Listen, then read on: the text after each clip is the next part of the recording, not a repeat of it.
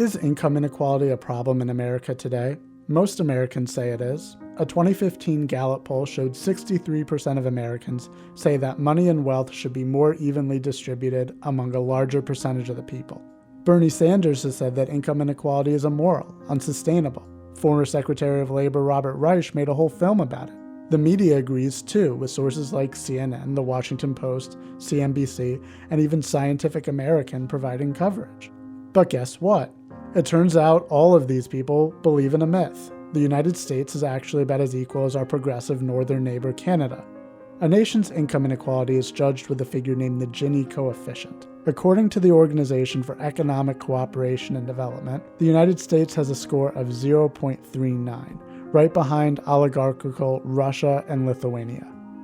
But unlike most other nations ranked by the OECD, our ranking excludes our large government welfare programs, including Medicare, Medicaid, and 93 other redistribution programs. If you include all that shared wealth, the US's score becomes 0.32, putting us right next to Canada, Japan, and the European homogeneous micronation of Luxembourg. Why do so many people think income inequality is a problem to begin with? Many more myths. For example, the myth that the 1% is hoarding all the wealth, keeping it from the poor who need it.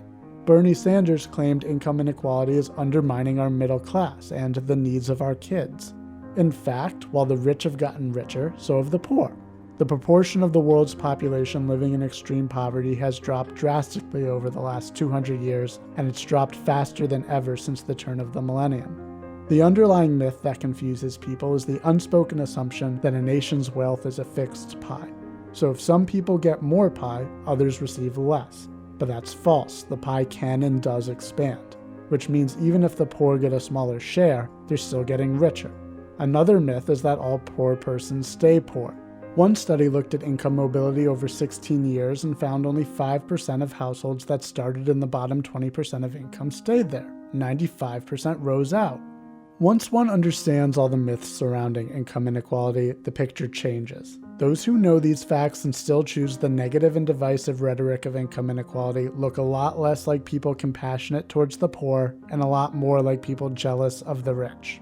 I'm Joseph Klein, and if you liked this video, please help us share it and subscribe to our account. Thanks for watching.